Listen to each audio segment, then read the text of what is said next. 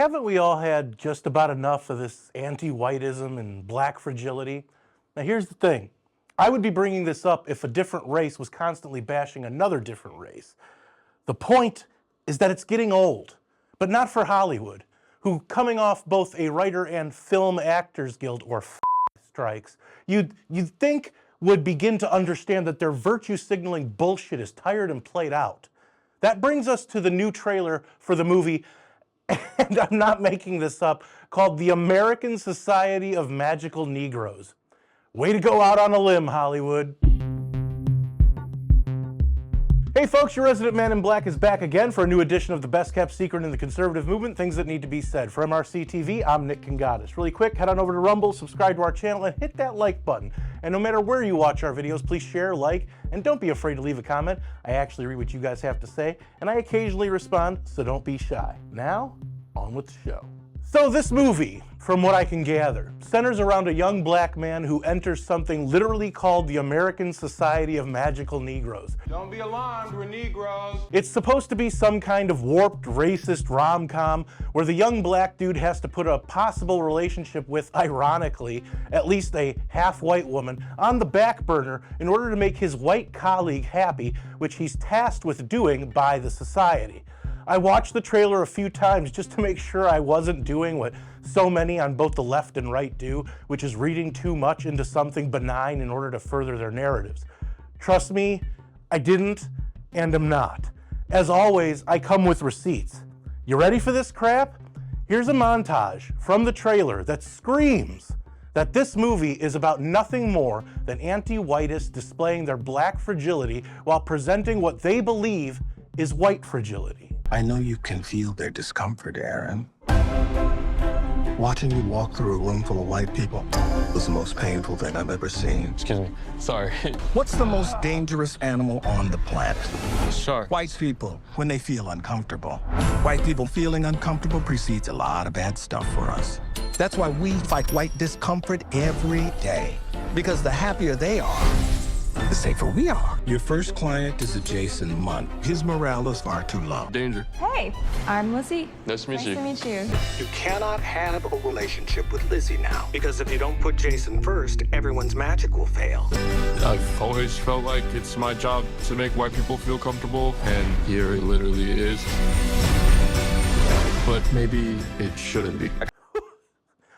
Okay. Have you ever had something happen that was so racist that you didn't even get mad? You were just like, God damn, that was racist. And that's the thing. I'm not displaying my white fragility by talking about this trailer. I'm simply calling out the double standard that has existed in Hollywood for decades. Remember the film White Men Can't Jump?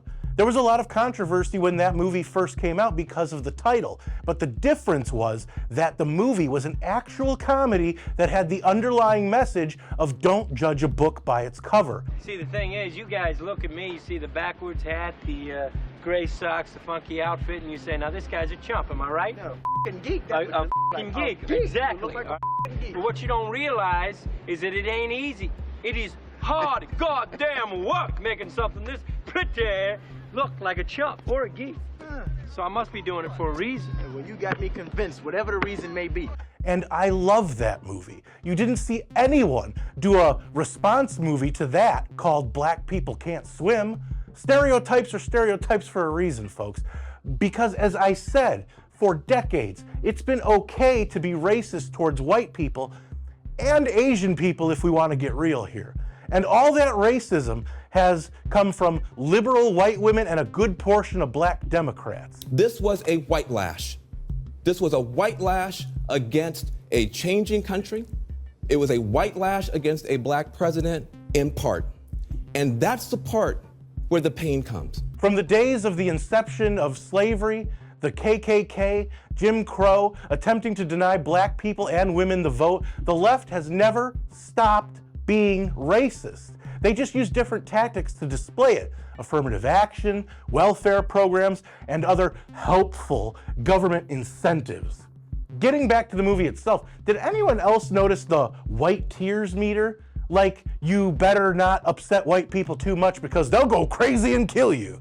You know what I say to that? Go F yourself, seriously. I'm from Chicago. I had an experience where I drove a baseball teammate of mine home in a neighborhood that even the cops didn't and still don't really go to. And my teammate, a Pacific Islander, didn't even want me to stop by his house. He told me to stop at an intersection, let him get out, and as soon as he did, lock my doors and get the hell out of there because the primarily black neighborhood knew who he was, but because I was an outsider, I could encounter trouble. And that was 20 years ago. God damn, that was racist. So it wasn't even about upsetting anyone. It was simply for being someone that didn't look like the predominant race in the area. So don't shed any black tears about white tears. Maybe it's time that we call out this critical race theory BS and call this what it is, which is something I mentioned earlier, black fragility. We constantly have to watch and hear the black tears crying about how oppressed they are while on TV making more money in a year than I'll make in 10, and how it's the white man keeping them down. That shit got tired in the 70s, but came roaring back in the late aughts by the great divider-in-chief and serial racist Barack Obama and his wife, Michelle. Remember? The first time Michelle felt proud to be an American was when white people got her husband elected? For the first time in my adult lifetime, I'm really proud of my country. And not just because Barack has done well, but because I think people are hungry for change. Make no mistake, the change she was talking about was centered around race. Don't believe me? Well, there's plenty of white communists pushing the same ideals that the Obamas did and still do. So what in the heck do you think change meant? They have so brainwashed people over the years that they brought a good portion of this country back to the thinking that everything, absolutely everything, is centered around identity. What color you are, what sexual orientation you are, what class of people you belong to. It's a long way from the days when Dr. Martin Luther King, think about him personally, whatever you will, but we're a long ways away from the days where race activists conveyed the unifying message of, I have a dream. My poor little children will one day live in a nation where they will not be judged by the color of their skin, but by the content of their character. I have a dream today.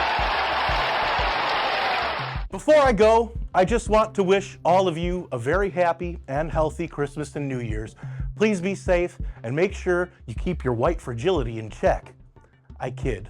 Merry Christmas, crackers! The left automatically considers me a racist simply for my skin color and for existing on a plane that doesn't coincide with their hive mind. So, were these things that needed to be said? Let me know what you think in the comments, where I do read most and reply to some. And don't forget to subscribe to our channel on Rumble and hit that like button. If you like this video, don't forget to share, comment, and give it a thumbs up. Those are the best ways to help these videos reach more people, and it's the best way to let us know you want us to keep these videos coming. Subscribe to our channel and hit that notification bell so that YouTube might actually let you know when MRC-TV comes out with a new video if they haven't censored it or taken it down yet. Like us on Facebook, check out more of our work at MRCTV.org, and if you want to support our content and the conservative movement, head on over to MRC.org/donate to help us out, since we're a nonprofit and couldn't do what we do without all of you. For MRC TV, Merry Christmas. I'm Nick Kangadis.